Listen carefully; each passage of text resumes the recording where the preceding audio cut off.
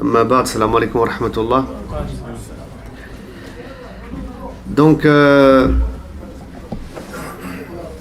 me présente, je m'appelle Shakil Siddiq.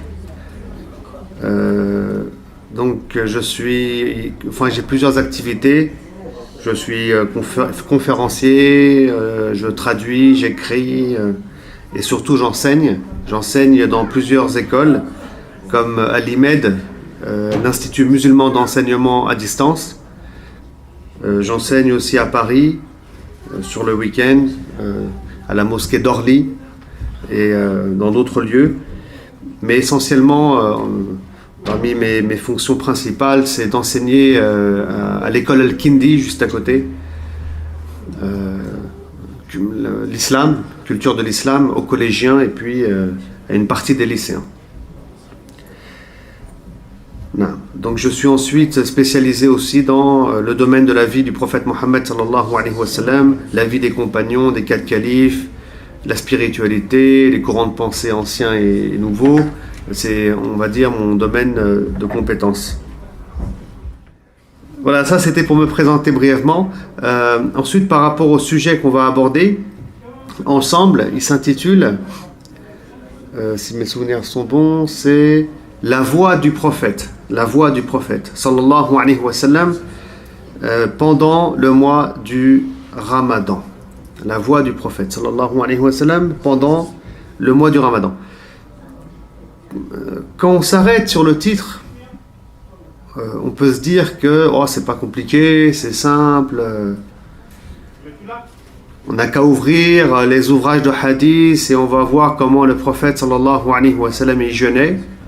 Mais en réalité, en tout cas à mon sens, c'est un sujet qui reste très très très très compliqué.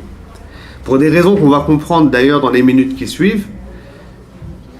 Mais une des raisons principales qu'on pourrait souligner là, c'est que la réalité du prophète Mohammed, sallallahu alayhi wa sallam, sa réalité spirituelle, sa pratique réelle aussi de l'islam, on ne la connaît pas vraiment. On a des informations, on imagine des choses, mais la réalité mohammedienne, comme on dit, la réalité de sa pratique, de sa foi, de sa spiritualité, on ne peut pas la connaître. Parce que le prophète Mohammed sallallahu alayhi wa sallam, c'est un être spécial, unique dans la communauté, on ne peut pas se comparer à lui. Donc, et tout ça on va le développer, vous allez mieux le comprendre. Et donc, comment il était le prophète sallallahu alayhi wa sallam avec précision et exactitude pendant le mois du Ramadan, c'est vraiment difficile de le comprendre. D'ailleurs, comment était réellement le prophète dans sa vie de tous les jours, sallallahu alayhi wa sallam, même cette réalité-là, elle est, difficile à connaître. On essaie de connaître, on essaie de savoir, et ensuite, nous, à notre niveau, on essaie aussi de suivre. Parce que ça, c'est important. Le prophète Mohammed sallallahu alayhi wa sallam, il est un exemple à suivre. Ça, c'est pour introduire le sujet. Donc, on essaie tous les jours, dans notre vie de croyant, de connaître le prophète, je répète, sallallahu alayhi wa sallam, et en même temps de le suivre, puisqu'il est un modèle. Pour commencer le sujet, on va partir de loin. J'aimerais m'arrêter avec vous sur le hadith qui nous parle, ou plutôt qui définit 3 mots. Al-Islam, Al-Iman et puis Al-Ihsan. C'est un hadith célèbre sur lequel je ne vais pas m'attarder, où l'ange Gabriel pose des questions au prophète Mohammed sallallahu alayhi wa sallam. Parmi les questions qui sont posées, on a la suivante. Qu'est-ce que l'islam? Autre question, qu'est-ce que Al-Iman? Troisième question, qu'est-ce que Al-Ihsan? Il y a d'autres questions aussi. On va s'intéresser à ces 3-là. Concernant la première question, qu'est-ce que Al-Islam? On pourrait traduire littéralement par soumission. C'est, dira le prophète sallallahu alayhi wa sallam, donc attester qu'il n'y a de Dieu que Dieu, qu'Allah, donc l'attestation de foi, on a la salat, la prière, la zakat, le jeûne du mois du Ramadan, on a aussi le pèlerinage, le hajj. Et donc là, qu'est-ce que l'islam? Qu'est-ce que la soumission entre guillemets? Le prophète sallallahu alayhi wa sallam répond en citant les 5 célèbres piliers de l'islam. Oui, la shahada, c'est l'attestation de foi. Non. Ensuite, quand la question a été posée sur ce qu'est al-iman, on pourrait traduire la croyance, la foi, là aussi plusieurs choses ont été citées, on ne va pas détailler. On parle des piliers de la foi, c'est-à-dire, sans m'attarder, on a la foi dans les anges, la foi dans les prophètes, les messagers, les livres, Allah, le destin, ce sont les piliers de la foi. Donc il y a les piliers de la foi qui ont été cités par le prophète Mohammed sallallahu alayhi wa sallam. Et là, il faut déjà distinguer entre c'est quoi l'islam, où on est dans la pratique, et on se concentre sur les 5 piliers de l'islam, et ce qu'est la foi, là, c'est des notions qui sont liées au cœur, à la conscience, à l'intellect, des choses qu'on doit absorber, croire dans le destin, que ce soit bon et mauvais, c'est pas une pratique. On peut parler de pratique du cœur. Non. Troisième question, c'est quoi l'ihsan? On traduit souvent par l'excellence. Et là, le prophète sallallahu alayhi wa sallam répondra, c'est de croire en Allah, de pratiquer sa religion, comme si Allah subhanahu wa ta'ala, il nous voyait. Bien que nous, on ne peut pas le voir, mais lui, il nous observe et il nous voit. Donc c'est vraiment, je répète, adorer Dieu comme si tu le vois. Comme si tu le voyais. C'est pas pareil. Il y en a qui vont faire la prière ici à la mosquée, ils sont au degré de l'islam. Ils prient, ils ont peut-être la tête ailleurs. Et ils vont rentrer chez eux. Non. Tout ça, on va l'expliquer. Là, je vous parle d'adorer Dieu comme si vous le voyez. C'est un degré en fait. Tout le monde n'est pas à ce degré-là. Les savants musulmans, ils ont écrit beaucoup sur ce hadith qui est très célèbre, qu'on appelle hadith d'Ibril. Il y a beaucoup de choses qui ont été dites. C'est un des, hadiths piliers de notre religion. Et parmi les choses qui ont été soulignées, on a le fait que on a 3 catégories d'individus, 3 catégories de musulmans. On a celui qui est musulman, celui qui est croyant et celui qui est dans le degré de al-ihsan, de l'excellence. C'est-à-dire qu'il y a des musulmans qui pratiquent leur religion à travers les piliers, à travers des gestes apparents, mais la foi n'est pas encore présente dans le cœur. Elle n'est pas ancrée, on va dire. Elle est présente, mais elle n'est pas ancrée dans le cœur. Il y a une différence entre avoir la foi, et avoir une foi qui est ancrée. Non. Ils pratiquent parce que c'est obligatoire. C'est-à-dire à cause de l'aspect juridique et la norme qui est l'obligation de faire la prière. Mais pas par conviction forcément, ou par soumission, ou bien par amour. C'est important, l'amour d'Allah, subhanahu wa ta'ala. Oui. Donc c'est ça qui va distinguer le musulman, le musulman, du croyant qui est mu'min, qui lui, mashallah, il est à un degré qui est meilleur. Le mu'min, il est à un degré supérieur. Lui, il va prier parce que c'est obligatoire, oui c'est vrai, mais parce que c'est Allah, parce que, on aime Allah subhanahu wa ta'ala, et ainsi de suite. Bref, sans m'attarder sur le sujet là pour l'instant, j'aimerais que vous compreniez bien c'est quoi la distinction, entre muslim, mu'min et puis muhsin, c'est-à-dire celui qui est dans al-ihsan, qui lui va prier vraiment parce qu'il veut être dans cette proximité d'Allah subhanahu wa ta'ala. Il veut faire partie d'une grande élite, et qui va prier vraiment, imaginez, et c'est ça qu'on doit essayer, on doit essayer d'arriver à cet objectif. Tu es en train de prier comme si vraiment tu as conscience qu'Allah t'observe, tu as conscience que tu es entre ses mains, etc. Là, c'est un autre degré. Maintenant, si on connecte ce sujet, c'est parce que l'objectif n'est pas d'expliquer le hadith. Si on connecte ce sujet-là au sujet du jeûne, donc il y a des règles à tirer. Et après, on va le connecter à un autre sujet, c'est le jeûne du prophète, la voix du prophète, pendant le jeûne. Et là, on remarque qu'un savant musulman qui s'appelle Abu Hamid al-Ghazali, il a, dans son commentaire, dans son livre Ihya Ulum ad-Din, il a apporté une certaine explication, mais sans s'attarder sur le hadith que je viens de citer. Ça, c'est moi qui l'ajoute. Il dit qu'il y a 3 types de jeûneurs. Al-Ghazali nous dit qu'il y a 3 types de jeûneurs.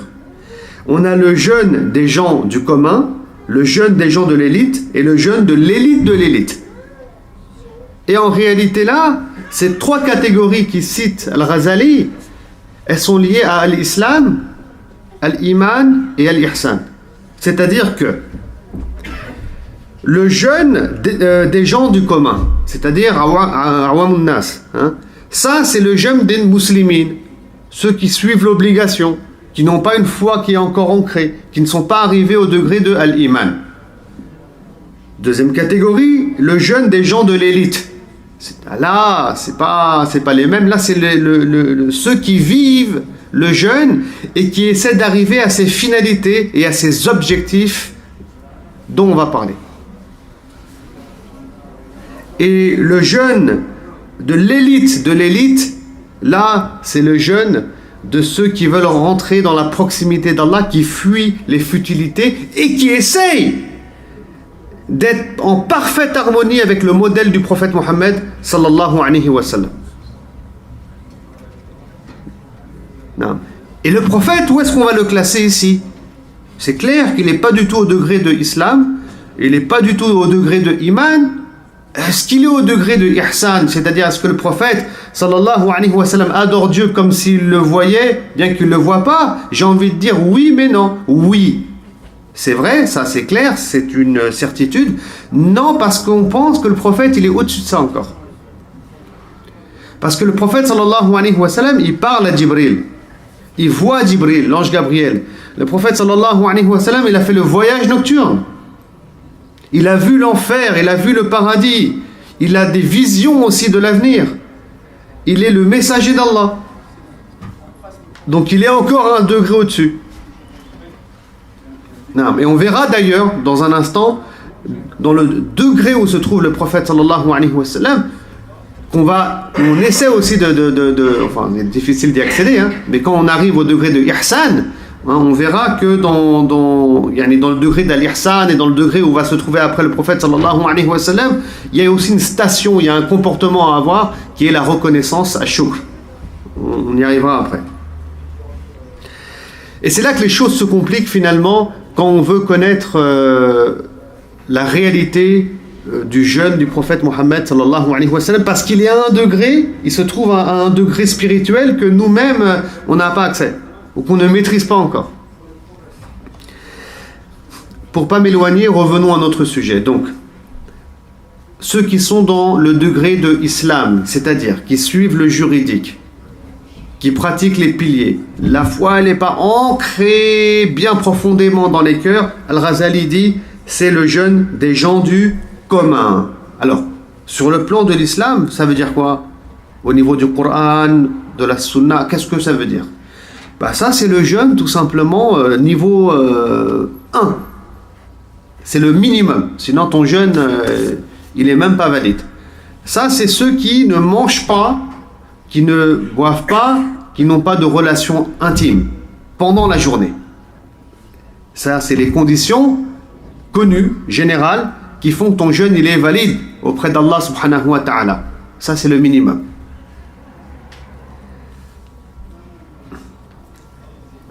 À côté, ils vont dire des gros mots, ils vont mal parler, ils vont pas se maîtriser, ils vont perdre leur temps. Mais leur jeûne, il est valide aux yeux d'Allah subhanahu wa ta'ala. Les conditions, elles sont les piliers, les conditions indispensables du jeûne sont respectées. Mais c'est, voilà, le jeûne de la masse musulmane, c'est ceux qui sont au premier degré. Ceux qui se trouvent au deuxième degré, al-iman, et on espère faire partie au minimum de ces gens-là. Si on ne l'est pas, on va essayer de faire partir de ces gens. Et quand on est pendant le mois du Ramadan, justement, on doit faire un effort pour être dans ces gens-là au moins. Non. Donc, ceux qui sont au degré al-iman, c'est le jeûne des gens de l'élite. Donc c'est quoi? Là, il ne s'agit pas de ne pas manger, de ne pas boire, de ne pas avoir de relations intimes. Là, il faut rajouter cet effort qu'on fait sur notre nafs, sur notre cœur, pour le purifier. Cet effort se contrôle, voilà le contrôle. Et je rappelle que as-siyam, c'est un non-acte. C'est-à-dire qu'on vous demande de ne pas faire cette fois-ci. À chaque fois, Allah nous dit fais la salat, donne la zakat. Cette fois-ci, c'est fais pas. C'est-à-dire maîtrise-toi, ne parle pas, ne fais pas de mauvaises actions. Vous voyez, c'est un non-acte comme on dit. As-siyam. D'où le mot al-imsak en langue arabe. Le fait de se maîtriser. Enfin, j'ouvre une parenthèse et je reviens. Donc les gens de l'élite qui sont dans l'iman, ils vont essayer donc, au dehors du strict minimum, de se contrôler, de contrôler leurs désirs, de contrôler leurs penchants, de se taire. Parce que n'oubliez pas que le prophète sallallahu alayhi wa sallam, il a dit que Dieu n'a que faire du jeûne de celui qui dit des insultes, qui parle mal, qui est grossier. Vous voyez, Dieu n'a que faire de son jeûne. Son jeûne est valide, mais il est très imparfait. Il est très imparfait. Le musulman qui ne se contrôle pas, qui se laisse aller, qui est dans la vulgarité, son jeûne est valide, mais il est très imparfait. C'est le jeûne de degré islam, mais pas degré iman. On n'y est pas encore. Non.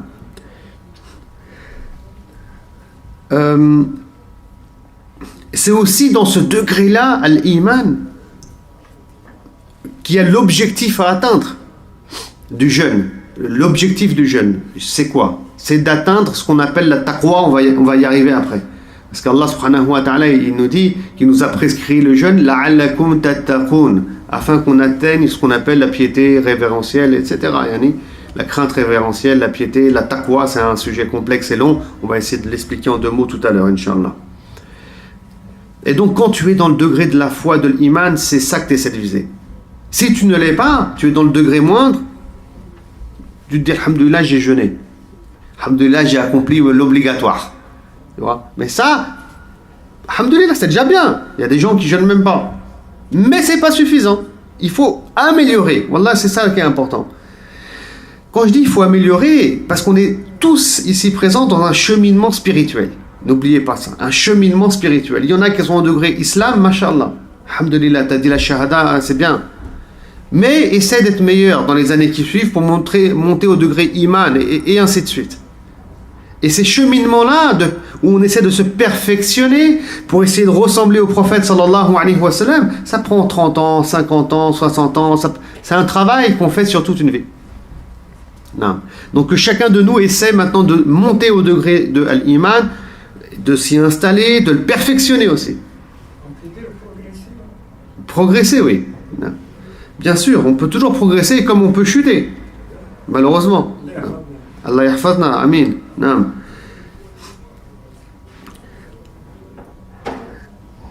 Donc le musulman, maintenant s'il veut ramasser les fruits du jeûne, les fruits sur terre du jeûne, c'est-à-dire quand on jeûne, on voudrait qu'on change de comportement après le mois du Ramadan. C'est ça les fruits du jeûne. C'est que tu as changé de comportement, tu es arrivé à la taqwa. La récompense de Dieu, ça c'est pas les fruits du jeûne. Ça c'est la récompense d'Allah, il faut distinguer. Non. Et quand tu es dans le degré al-iman, et on fait partie, Inch'Allah, de ces gens-là, on veut les fruits du jeûne. On ne veut pas que la récompense. Il faut bien distinguer les 2 points. Et ça aussi, c'est un gros problème qu'on a de manière générale dans l'ibadat, dans les arts d'adoration. C'est-à-dire qu'on adore Dieu parce que c'est obligatoire. Donc, alhamdulillah, tu as fait le minimum, alhamdulillah, tu es récompensé, mais tu ne cherches pas à parfaire ton acte d'adoration pour avoir et recueillir les fruits. Et c'est quand tu recueilles les fruits que tu vas changer de comportement et être meilleur dans la société, dans la famille, etc. C'est pour ça qu'il y a des gens qui adorent beaucoup Dieu, mais ils n'ont pas changé de comportement, c'est normal. Ils sont rétribués, Inch'Allah, par Allah, il est miséricordieux, ils ont fait, mais ils ne changeront pas. Et l'objectif du jeûne du Ramadan, c'est qu'on arrive à changer. Quand Allah nous dit « La'allakum tattaqun », c'est pour qu'on se mette, pour qu'on arrive à la taqwa. Si on n'y arrive pas, c'est pas grave, qu'on soit au moins dans la voie de la taqwa. Parce que pendant l'année, on s'est égaré plus ou moins avec Shaitan qui fait son travail. Là, il est enchaîné. Donc on revient dans la voie qui nous mène à la taqwa. Ceux qui sont déjà dans cette voie, masha'Allah, ils étaient peut-être au degré iman, qu'ils aillent au degré ihsan, c'est-à-dire qu'ils avancent davantage vers la taqwa jusqu'à y arriver peut-être, ou être autour. D'ailleurs, quand je parle de cette philosophie qui est importante, ramasser les fruits de l'adoration, on pourrait rappeler ici le verset 45 de la sourate 29 où Dieu dit « Accomplis la prière car elle préserve des turpitudes et des actes blâmables. » Non. Accomplis la prière car elle préserve des turpitudes et des actes blâmables. Le fait que la salat te préserve de la turpitude et des actes blâmables, ça c'est les fruits à recueillir. Donc si tu fais la prière, c'est par exemple, si tu fais la prière, mais que tu vois que tu continues à faire des actes blâmables, des actes mauvais, tu es dans le vice et tu continues à faire la salat, ça veut dire quoi? Ça veut dire que ta salat, elle est au niveau islam, elle n'est pas au niveau iman. C'est-à-dire qu'elle est valide sur un plan fiqhi, c'est-à-dire juridique, mais aux yeux, par contre elle est vide, voilà, elle est vide, elle est valide juridiquement, donc tu es récompensé, mais elle est vide spirituellement, donc en termes de fruits, il n'y aura pas grand-chose à cueillir et malheureusement tu ne le changeras pas. Et ça, wallah, c'est aujourd'hui un peu une de nos maladies chez nous les musulmans. C'est qu'on a un islam, il est vide de spiritualité. Il est vide de cette réalité pourtant tant soulignée par Allah subhanahu wa ta'ala dans le Coran. Il faut l'illuminer notre islam. Il faut y mettre la foi, l'amour de Dieu, l'amour du prophète. Il faut y mettre d'autres choses que uniquement le licite et l'illicite. Qui est important, oui, mais c'est quoi? C'est peut-être 15% de l'importance sur 100% de l'importance dans notre islam. C'est le cadre en fait. Et d'ailleurs, c'est un autre sujet à la kulli hal, le halal il est clair, comme il dit le prophète sallallahu alayhi wa sallam, comme le haram il est clair, etc. Non. Enfin, peut-être pas 15, peut-être 30, j'ai pas fait un calcul mathématique, al-muhim. Mais je pense que l'idée est claire. Ensuite, tu as le jeûne de ceux qui sont dans le degré al-ihsan. Là, on se rapproche maintenant du jeûne du prophète sallallahu alayhi wa sallam. Là, il s'agit de perfectionner sa relation à Dieu, puisque tu vas jeûner comme si tu voyais Dieu. Et il va s'agir aussi de suivre au détail près la sunna du prophète Mohammed sallallahu alayhi wa sallam, au détail près. Parce que là, tu es dans la perfection avec la sunna. Naam. Donc tu vas essayer de la suivre. Et là, c'est compliqué, c'est presque un jeu en fait, et un labyrinthe. La sunna, c'est pas seulement le tarawih, c'est comment le prophète, à quelle heure il y allait, s'il y a l'étau, est-ce qu'il mettait le siwak avant d'y aller, s'il utilisait le siwak, toutes ces petites règles, tous ces hadiths qu'on va aller chercher dans An-Nasa'i, Bukhari, Muslim et les autres. Vous voyez, là, tu es dans un autre degré, où tu cherches la perfection dans l'adoration. Là, on ne te dit pas, va faire tarawih. Là, ça, c'est un acquis. Là, ceux qui font un tarawih, ils sont déjà passés le niveau 1, islam, niveau 2, iman. Là, on est au niveau 3. Et dans le niveau 3 aussi, al-ihsan, l'excellence, ceux qui visent l'excellence. Donc, ils visent donc la proximité de Dieu, suivre au détail près la sunna du prophète Mohammed sallallahu alayhi wa sallam, et avant de continuer. Sans obliger aux autres de le faire aussi. Ah bah oui. Ça aussi c'est un problème. Il y a des frères, machallah, ils sont là, c'est ça la sunna, mais dans le détail. Moi, sunna du prophète, regarde. Oui, mais ça c'est pour, machallah, ce que tu dis, c'est vrai, mais ça c'est pour ceux qui sont dans l'ihsan. Pourquoi tu viens déranger ceux qui sont encore dans le degré islam, ils sont peut-être musulmans depuis pas très longtemps, ou bien une sorte d'une période de jahiliya, d'ignorance. Khalihim, les pauvres. Ça, parce que le prophète, en deux mots, le prophète sallallahu alayhi wa sallam, quand il parle à ces trois catégories de gens.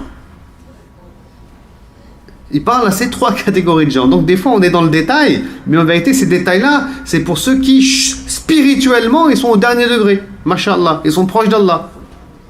C'est pas toi, forcément. Non. Donc tu peux pas. C'est bien, il y a des hadiths qui sont bien pour toi dans ta volonté de te perfectionner, mais qui sont pas bien pour l'autre. Parce que l'autre, s'il vient de devenir un musulman, il commence dans le perfectionnement, dans le détail, il va s'égarer. Il n'a même pas les acquis. Il n'aime pas Dieu, il ne sait pas pourquoi il prie, il ne connaît pas Allah, et il est dans le détail. Et tout ça, on le voit aujourd'hui. Et il faut faire attention. Dans ce dernier degré, à l'ihsan, j'aimerais souligner qu'on ne jeûne plus pour la récompense d'Allah. Oui, alors, je vais m'expliquer. Le prophète sallallahu alayhi wa sallam, il a dit quiconque jeûnera pendant le ramadan et le fera avec une foi qui est sincère et en espérant la récompense d'Allah, ses fautes passées seront pardonnées. Ses fautes passées seront pardonnées.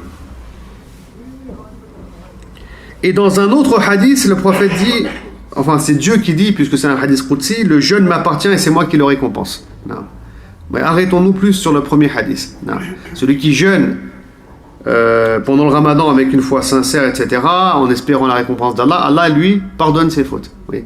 Quand tu es dans le degré ihsan, ce hadith-là, presque il t'intéresse plus. Ça peut vous choquer, vous étonner, mais je vais expliquer. Ça, ce genre de hadith, c'est pour les autres. C'est pour ceux qui sont islam, musulmans, ils sont motivés comme ça. Sinon, si tu les motives pas, ils vont pas y aller auprès d'Allah. Il faut les motiver. Ou bien ceux qui sont dans le degré al-iman.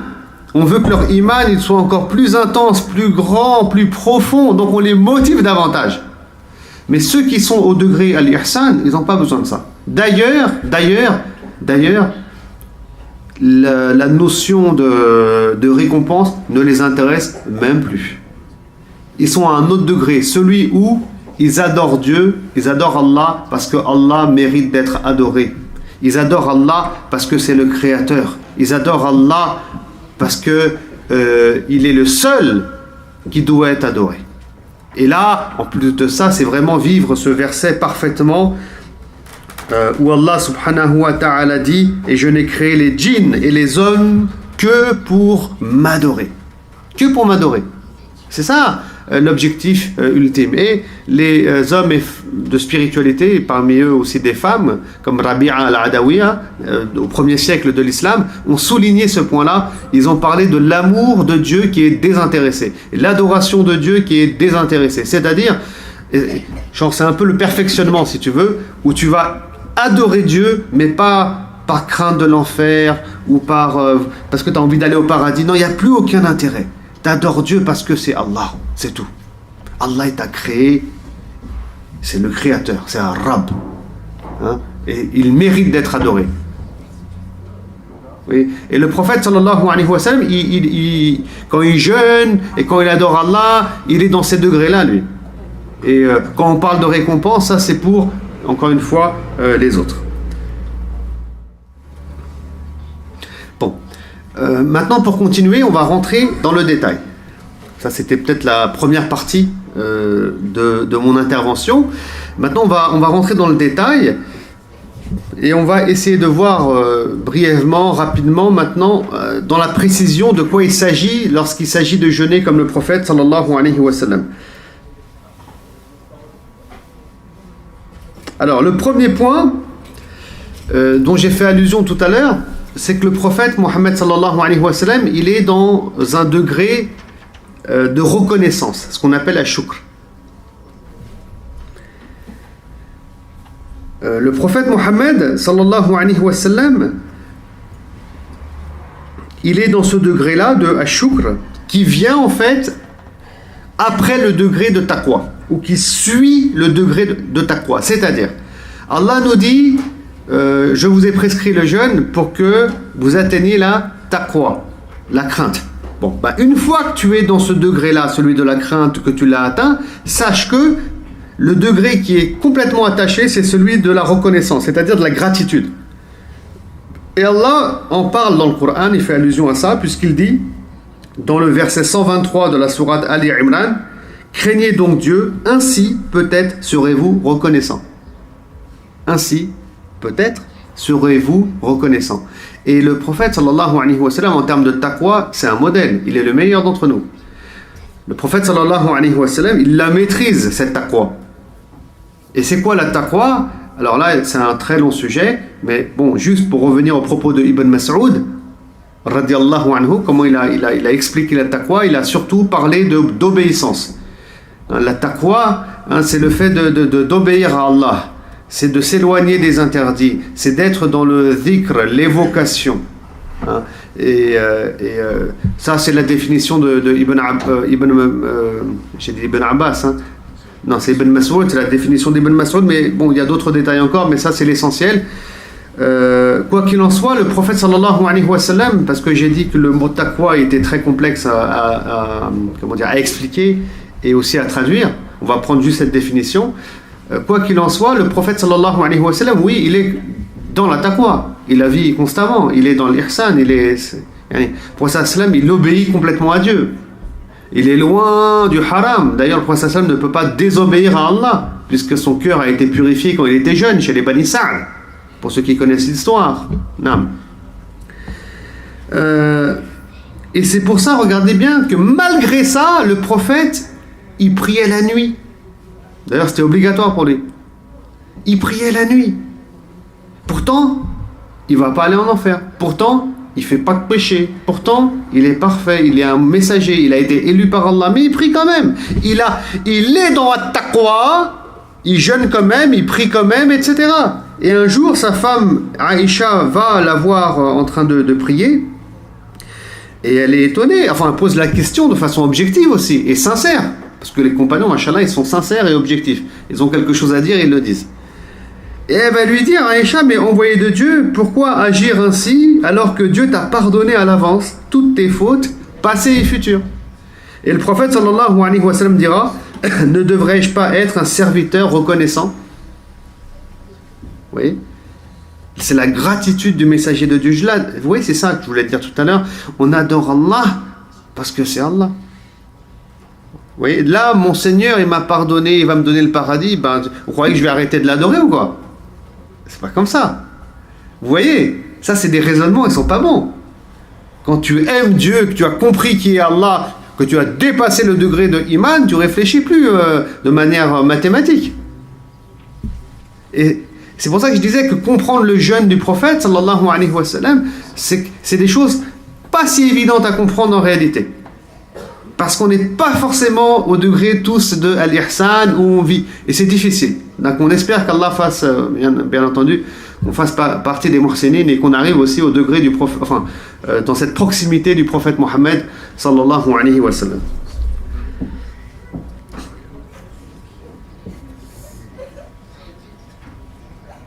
Dieu, donc voilà, ça c'est...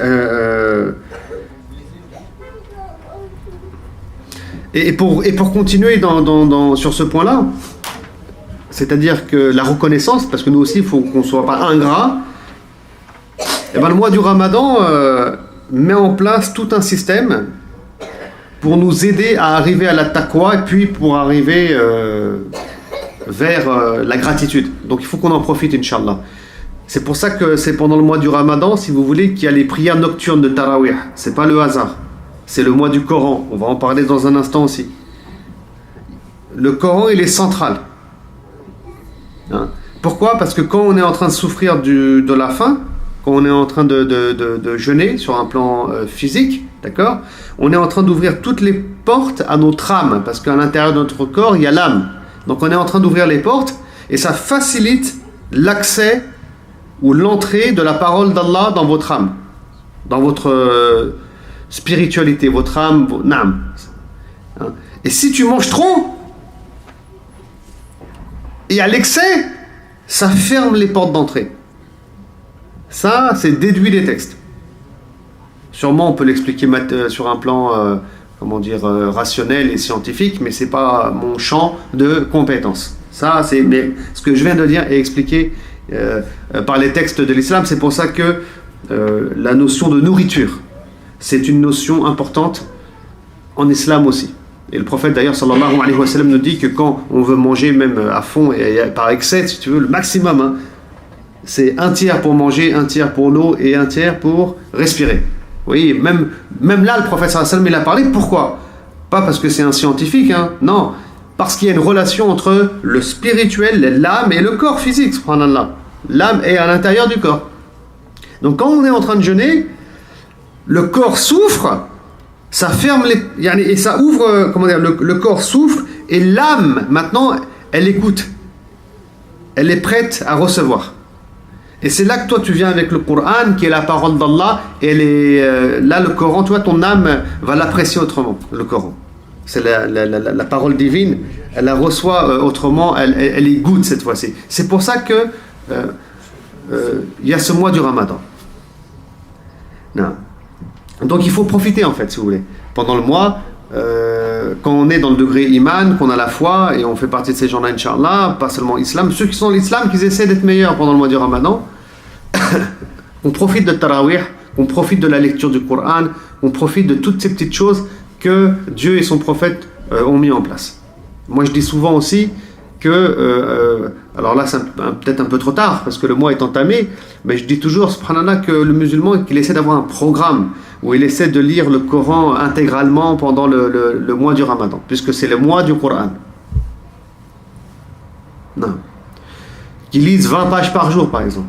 S'il lit 20 pages par jour, au bout de 30 jours, c'est-à-dire à la fin du Ramadan, il a terminé le Coran. Mais ça, il faut avoir l'intention avant. À mes élèves à Al-Kindi, je leur ai un peu dit ça, tout ça. Je leur ai expliqué, j'en ai profité, il y avait du monde. Je leur ai dit, écoutez, le conseil de classe, il est terminé. Vous allez rentrer dans le Ramadan, il n'y a rien à faire. Il n'y a plus de devoirs, plus rien. J'ai dit, vous remplacez les devoirs par la lecture du Coran. Tu lis 20 pages par jour, à la fin du mois, tu as terminé. Ah, c'est dur, c'est difficile, comment je vais faire, Et je dis, mais la vie, elle est difficile. Je dis que c'est difficile parce que quand tu vois un livre comme ça, t'as peur. C'est vrai. Et nous aussi, on a peur, même les grands. Hein. C'est pour ça que je m'adresse à vous. On a peur, 600 pages, ou c'est grand, comment je vais faire? Mais c'est difficile parce que t'as peur. Mais t'as peur à partir de quoi? À partir du néant, en fait. Parce qu'il n'y a pas de raison d'avoir peur. Surtout avec Allah, parce que quand Allah il facilite, c'est facile. Après, même toi, t'arrives pas à comprendre. Parce que, comment j'ai fait? Je sais pas, pourtant j'ai pas eu mal. J'ai dormi tranquille, j'ai même regardé le foot un peu, mais je comprends pas. Même moi, je comprends pas. J'ai fini. C'est vrai, c'est comme ça la vie. La vie spirituelle, elle est comme ça. Non. Et donc, c'est le mois du Ramadan qu'on essaie de lire le Coran et surtout que, wallah, il y a des choses parfois. Regardez, des fois, il y a des gens, ils sont très colériques. Vous savez, ils sont colériques à la maison. Voilà, ils crient, machin. Ils sont colériques, ils n'arrivent pas à se contrôler. Vous savez? Ou bien quand ils font quelque chose, ils commencent, mais ils n'arrivent pas à le terminer. Ils arrêtent au milieu. Si tu lis le Coran 20 pages par jour pendant tout le mois du Ramadan, il y a une guérison par rapport à ces deux maladies, déjà. Comment, vous allez me dire? C'est simple. Je vais vous dire. Parce que tu vas apprendre à patienter déjà. Tous les jours, tu vas te prendre la tête à lire 20 pages. Donc tu vas apprendre la patience. Tu vas te forcer à patienter. Et la patience va naître en toi de cette manière-là. Il n'y a pas de miracle. Tu as fait un exercice qui est la lecture du Coran, qui te demande de la patience. Donc tu as fait un exercice qui a créé de la patience en toi et qui va faire naître de la patience en toi. Ça va devenir un comportement chez toi. Et ça dure 30 jours en plus. Et là aussi, tu vas apprendre la persévérance. Parce que la persévérance, c'est-à-dire que tu as un objectif de finir le Coran au bout de 30 jours. Et tu vas persévérer pour ça, parce qu'il ne faut pas lâcher l'affaire. Tous les jours, il ne faut pas... Donc tu vas arriver au bout de ton projet et au bout de ton objectif. Et c'est des fois, en fait, et c'est pour ça, subhanallah, des fois, au-delà de la guidance d'Allah, quand tu lis le Coran ou quand tu t'organises de cette manière-là, tu changes en fait. Tu changes, tu arrives à mieux.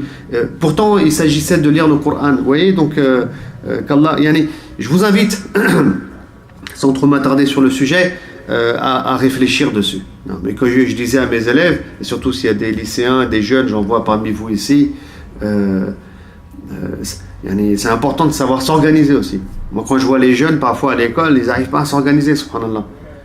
Ils ont un devoir, ils vont réviser un jour avant, ils ne sont pas structurés, ils ont un agenda, mais il n'est pas bien géré, l'agenda. Et là, tu as ton agenda du Ramadan, avec 20 pages par jour. Et tu vas, tout ça, ça s'apprend. Et le Coran, c'est le mois de l'apprentissage qu'on essaie de faire un effort.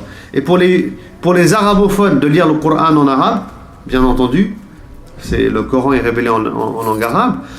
Par contre, les jeunes, moi je les invite franchement aussi, et surtout peut-être en priorité, à lire en français.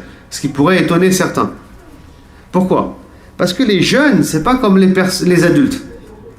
Nous, les adultes, on est matures. On a une connaissance de l'islam. C'est pas pareil. Le jeune, il est perturbé, il est agité, puis il y a les hormones, et puis je sais pas quoi, dans sa tête, il est foufou, et il comprend pas l'islam, il est musulman parce que ses parents, ils ont dit fais la salade, machin, donc il connaît pas Dieu, vous avez compris?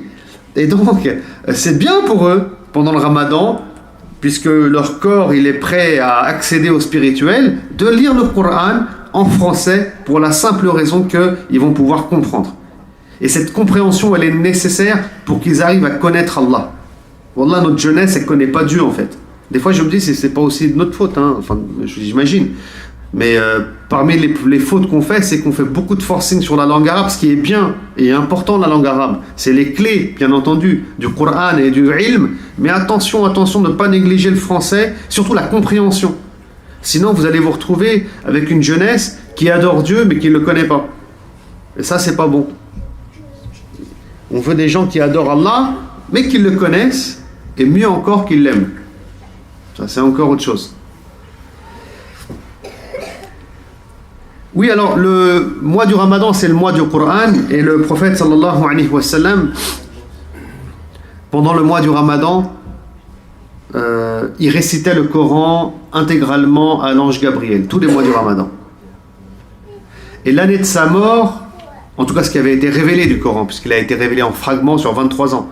Et l'année de sa mort, le prophète sallallahu alayhi wa sallam, il va réciter le Coran 2 fois, intégralement à l'ange Gabriel, et le prophète du coup saura, sallallahu alayhi wa sallam, il le savait déjà, hein, que sa mort est imminente. C'est-à-dire, il lui reste peut-être quelques mois à vivre, ou quelques semaines à vivre. Non. Et donc c'était le mois du Coran. C'est c'est dans la nuit du destin de Al-Qadr que le Coran est descendu. J'expliquerai pas ici ça veut dire quoi descendre, mais c'est pendant la nuit de Al-Qadr, une nuit du Ramadan, que le Coran est descendu. Donc c'est le mois du Ramadan, tout ça vous le savez, c'est le mois du Coran, et tout ça vous le savez très bien. Donc qu'on se connecte au Coran, chacun selon son niveau, selon ses disponibilités, selon son âge, etc. Mais qu'il y ait une connexion. Wallah, c'est important. Et là, j'arrive vers autre chose aussi, c'est que le mois du Ramadan, c'est un mois de miséricorde. C'est un mois de miséricorde parce que Allah subhanahu wa ta'ala nous donne la chance, l'opportunité de revenir à lui. Allah, il aurait pu nous laisser comme ça. Allez, jusqu'à que tu meurs, tu te débrouilles. On t'a dit c'est quoi les 5 piliers, on t'a dit c'est quoi l'islam, le Coran il est révélé, débrouille-toi. Mais Allah subhanahu wa ta'ala, il est généreux. Allah, il est bon, il est miséricordieux. C'est pour ça que chaque année, il enchaîne les shayatines et il nous force à revenir vers lui. Il nous force. Pourquoi je dis qu'il nous force? Parce qu'il rend la chose obligatoire. C'est une miséricorde d'Allah.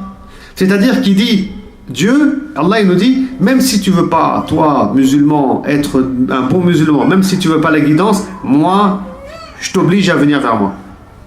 Vous imaginez?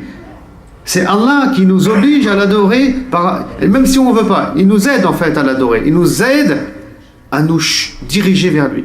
C'est pour ça que tu vois même des vendeurs de drogue, des fois musulmans, pendant le Ramadan, ils sont à carreau, ils vont jeûner. Alhamdulillah. C'est mieux que zéro ou pas? C'est mieux que zéro. Ils sont très loin d'Allah, mais ils ont fait une bonne action. On va les aider pour qu'ils aillent maintenant faire aussi un peu de tarawih. On va les aider après pour qu'ils arrêtent de vendre de la drogue peut-être. C'est comme ça que ça se passe, hein? Non, on est tous loin d'Allah. Plus ou moins, mais on est tous un peu plus ou moins loin d'Allah. Et que chacun aide celui qui est à côté à être meilleur. Bon, ça c'est un autre sujet. On peut parler des compagnons, comment ils étaient avant l'islam, comment ils sont devenus, c'est un autre thème. Je disais que c'est le mois, en fait c'est une miséricorde, et j'aimerais que vous abordiez, c'est important d'aborder le mois du Ramadan sous cet angle-là, l'angle de la miséricorde. Je rentre dans le mois du Ramadan, c'est le mois du Coran, c'est le mois de Tarawih, c'est un mois fraternel, c'est un mois où les portes de la miséricorde, les portes du paradis selon des hadiths sont ouvertes. c'est un mois où je peux cheminer spirituellement, c'est un mois où il y a des frères qui vont m'inviter, on va se retrouver comme ça autour d'une table, les liens fraternels c'est important. C'est un mois de miséricorde, subhanallah. C'est ça qui doit nous préoccuper tous, les musulmans, ou bien à la mosquée de Dessine, et quand il y aura, Inch'Allah, la mosquée sera terminée, il y a aussi des projets sociétals qui seront mis en place. C'est ça qu'il faudra développer, Inch'Allah aussi. Mais un des soucis qu'on a chez nous, les musulmans, parfois, malheureusement, c'est que sur le sujet du ramadan, on s'attarde aussi trop sur le côté juridique. Par exemple, on voit parfois des imams, des prédicateurs perdre leur temps à se focaliser et à se concentrer sur le sujet du début du ramadan et de la fin du ramadan par rapport à la lune. Est-ce qu'on doit suivre la vision? Est-ce qu'on doit suivre le calcul mathématique? Ça, c'est des débats mais qui sont longs, qui vont dans tous les sens, et mieux encore, qui vont créer de la haine entre les musulmans même, et des tensions. Vous voyez? Donc nous, il ne faut pas... Des fois, j'en veux un peu à nos frères qui parlent trop de ce sujet. Tellement que le côté spirituel, après, hop, il disparaît, ou il est mis dans un second plan, alors qu'il doit être central. Donc, que le juridique soit à sa juste place. Ça, il ne faut pas que ça devienne central. Mais si aujourd'hui, ce genre de sujet est central, c'est parce que nous-mêmes, on est déjà perdus, noyés dans le cadre du droit et du juridique, surtout du détail. Qu'on s'intéresse au fiqh, très bien, mais pas au furu' al-fiqh. Ça, c'est autre chose. Il faut le distinguer du fiqh. Non. Donc, attention à ce piège. Et après, sinon, on risque de passer à côté de nos adorations, même de manière générale. Donc, c'est un mois de miséricorde. Ensuite, autre point fondamentalement important, la générosité. Non, ça, il ne faut surtout pas l'oublier. Le prophète Mohammed, sallallahu alayhi wa sallam, comme il est rapporté par Bukhari, quand l'ange Gabriel lui rendait visite, quand le prophète sallallahu alayhi wa sallam récitait le Coran intégralement pendant le mois du Ramadan, tous les jours il le récitait le prophète sallallahu alayhi wa sallam, et bien quand il se séparait le prophète sallallahu alayhi wa sallam de l'ange Gabriel, le prophète sallallahu alayhi wa sallam il rentrait chez lui, il était super généreux. Mais il était toujours généreux, le prophète sallallahu alayhi wa sallam. Toute l'année il était généreux. Il n'est pas islam ou il est ni iman, il est ihsan, le prophète sallallahu alayhi wa sallam. Mais quand c'est le mois du Ramadan, il est plus généreux encore. Bon, je ne veux pas vous embêter avec le projet de la mosquée, mais j'ai envie de dire, oui, on a tous été généreux, mashallah, pendant l'année. Franchement, il n'y a rien à dire. Mais si on peut être encore généreux, plus généreux pendant le Ramadan, si je fais un qiyas, un raisonnement par analogie, on est vraiment sur la voie du prophète, Mohammed sallallahu alayhi wa sallam. C'est pas moi qui l'invente, c'est rapporté par Al-Bukhari. Et puis là, je vous parle à vous, mais je parle à moi-même aussi. Ah oui, parce que moi aussi, je suis à mes degrés. Je suis pas prophète. Non. Pourquoi je dis que c'est important la générosité? Parce que il y a ce hadith tout d'abord, mais il y a autre chose encore, c'est zakat al-fitr. C'est-à-dire qu'à la fin du mois du Ramadan, il y a cette zakat qui est obligatoire que tu vas donner. Zakat al-fitr, en euros, ça, je crois que c'est à peu près 5 euros peut-être par personne, en gros, pour avoir une idée. Mais peu importe, c'est pas ça le sujet. Le sujet, c'est pourquoi. Subhanallah, t'imagines, tu as une adoration, tu adores Dieu, tu vas lire le Coran, faire des prières, jeûner, et à la fin on te dit tu sors ton argent, tu vas en donner, on veut rien savoir, tu donnes. Et tu as le prophète sallallahu alayhi wa sallam qui est généreux pendant tout le mois du Ramadan. C'est simple, c'est simple. Il faut que vous compreniez quelque chose, et wallahi c'est très important. On trouve un peu on trouve pas un peu, mais beaucoup cette philosophie dans le Coran, quand par exemple Allah il nous dit wa aqimus salat wa atuz zakat. Fais la prière mais et donne la zakat. C'est complet, les deux sont liés. Vous avez vu dans le Coran, dans plein de versets c'est comme ça. Pourquoi? Je peux pas prétendre y répondre avec précision, mais une des raisons, c'est que ton adoration d'Allah, on n'en veut pas. Elle n'est pas bonne, elle est nulle, elle est à côté de la plaque si tu n'es pas bien avec les gens. Ça, c'est important. Aqimus salat, prosterne-toi devant Allah, mais sois bien avec les gens en donnant la zakat. Jeûne pendant le mois du Ramadan pour Allah subhanahu wa ta'ala, mais n'oublie pas les créatures qui t'entourent, subhanallah. Donne la zakat al-fitr, sois généreux envers les gens. Quand tu regardes l'ensemble des textes, les choses deviennent vraiment claires, subhanallah. Et là aussi, il ne faut pas être négligent. On est des adorateurs du divin, mais ton adoration, elle a un sale goût, elle a un goût amer, elle n'est pas bonne, elle est détestable si tu n'es pas bien avec les gens qui t'entourent. Musulmans et non musulmans, bien entendu. Et c'est là aussi où la sonnette d'alarme, elle est tirée. Quand on voit ces gens autour de nous, les réfugiés syriens par exemple, ou bien les démunis de Mézieux, de Dessine peut-être, je ne sais pas, tous ces gens, ou les orphelins qu'il y a autour de nous, il y a des orphelins aussi à Dessine et ailleurs, des musulmans orphelins même, sans parler des autres. Quand on n'est pas bien avec les gens qui nous entourent, quand on ne les calcule pas, on les délaisse, on n'en a rien à faire, on les laisse dans leur coin mourir, et puis nous, on est heureux dans notre adoration, il y a un problème. Et ça aussi, il va falloir y remédier. Et c'est pour ça aussi que j'étais une fois sur Dessine et il y avait le frère qui parlait du projet de la mosquée, machallah, qui avait souligné un point important, c'est qu'on ne veut pas que ce soit une mosquée ordinaire où on adore Dieu seulement, mais on veut aussi lui donner une connotation sociale, si mes souvenirs sont bons. Et ça, c'est très important.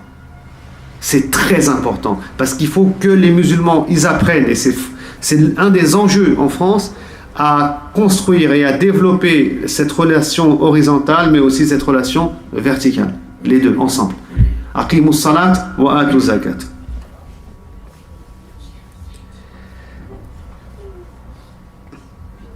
Aussi, le prophète sallallahu alayhi wa sallam faisait ce qu'on appelle des retraites spirituelles, i'tikaf. Donc il y a des mosquées qui le proposent, d'autres qui ne le proposent pas. Qu'Allah facilite. On n'est pas au Maroc ou en Algérie, il y a des mosquées partout où c'est plus facile, on va dire. On est en France, il y a des lois, il y a un cadre, il y a un système, il y a un qu'Allah facilite. Mais si un jour vous avez l'occasion de faire l'i'tikaf, une retraite spirituelle dans la mosquée, vous dormez dans la mosquée, vous vivez dans la mosquée, il y a des mosquées qui proposent ça, c'est dans les 10 dernières nuits du Ramadan. Sincèrement, c'est une bonne expérience. Pourquoi ? Parce que ça vous permet vraiment de vous replier, de vous tourner intégralement vers Allah. C'est comme si vous vous coupez de la société, vous vous coupez du monde, mais vous êtes dans la mode. Et quand vous allez sortir, vous allez voir le monde qui vous entoure, vous allez mieux voir. Vous allez mieux voir l'humanité, comment elle a dévié. L'être humain, comment il est devenu fou. Non. C'est une sunna du prophète sallallahu alayhi wa sallam. À mon sens, c'est une sunna qui est vraiment très importante à notre époque. On en a peut-être plus besoin qu'à l'époque du messager de Dieu sallallahu alayhi wa sallam, au vu de la dégénérescence dans laquelle on se trouve, la surconsommation, le monde, le faux, le monde médiatique, toute cette pollution intellectuelle, spirituelle dans laquelle on évolue ici ou ailleurs. C'est un tourbillon. Des fois il faut prendre du recul, il faut s'arrêter, il faut appuyer sur stop. Et l'i'tikaf, c'est appuyer sur stop, revenir à soi, à Allah, à sa spiritualité. Non. Avant, à la Mecque, il y avait le désert, c'était naturel, c'était bio, comme on dit, c'était parfait, c'était pas industriel, Mais aujourd'hui, c'est une tempête. On est dans une tempête. Non. Et si on ne peut pas faire l'i'tikaf, parce qu'il y a la famille, la femme, X raisons, qu'Allah facilite, mais dans l'année au moins, faites un séjour spirituel. Des fois, il y a la Maison des Savoirs qui organise ça, il y a des associations, peut-être ici à Dessine, je ne sais pas, mais c'est bien. Une retraite spirituelle dans un gîte, avec des conférenciers, avec des prières nocturnes, où on se retire comme ça. Ça fait du bien, hein. Vous êtes 3 jours entre musulmans, croyants, vous parlez que d'Allah, vous sortez au bout de 3 jours, c'est une super riche expérience spirituelle, et là vous voyez le monde pareil autrement. Tout ça, c'est nécessaire. Prendre du recul. Et le prophète sallallahu alayhi wa sallam donc faisait l'i'tikaf les 10 dernières nuits du Ramadan, et l'année de sa mort, selon l'imam al-Bukhari, puisque c'est lui qui le rapporte, il fera 20 jours de retraite spirituelle, donc 20 jours de i'tikaf. Pour terminer, aussi, j'aimerais souligner que il y a des choses que le prophète a conseillé de faire aussi, mais qu'il n'a pas pu faire. Non, mais je répète, il y a des choses que le prophète a conseillé de faire et qu'il n'a pas pu faire. Je vais donner un exemple. Et par conséquent, c'est aussi, à mon sens, en tout cas, être sur la voie du prophète pendant le jeûne du mois du Ramadan. Et je clôture par ça.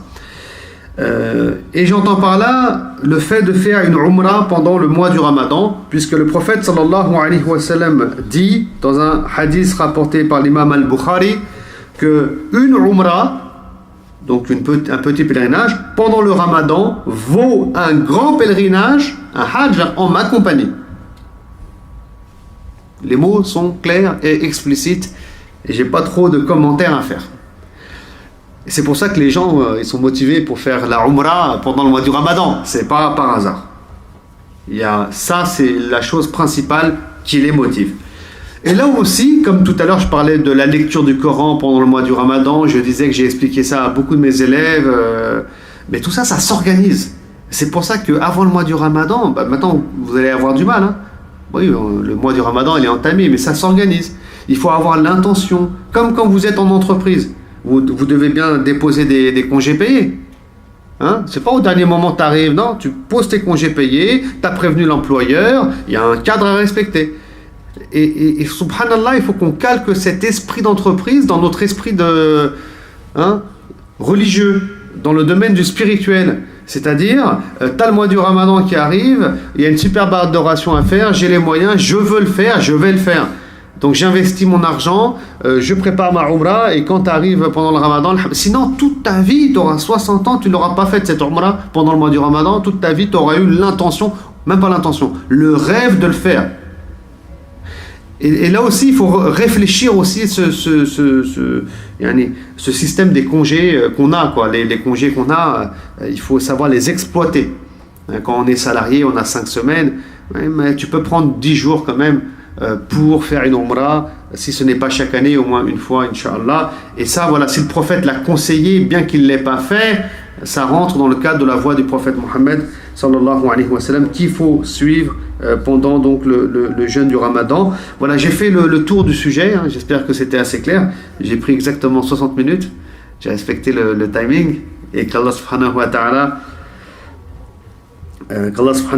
donc nous facilite, qu'il nous récompense pour son jeûne, et qu'Allah subhanahu wa ta'ala nous monte en degré spirituel, et qu'Allah subhanahu wa ta'ala nous ressuscite parmi les martyrs, les saints, les prophètes, les messagers. ربنا آتنا في الدنيا حسنة وفي الآخرة حسنة وقنا عذاب النار والعصر إن الإنسان لفي خسر إلا الذين آمنوا وعملوا الصالحات وتواصوا بالحق وتواصوا بالصبر سبحان ربك رب العزة ما يصفون وسلام على المرسلين والحمد لله رب العالمين بارك الله فيكم والسلام عليكم ورحمة الله وبركاته.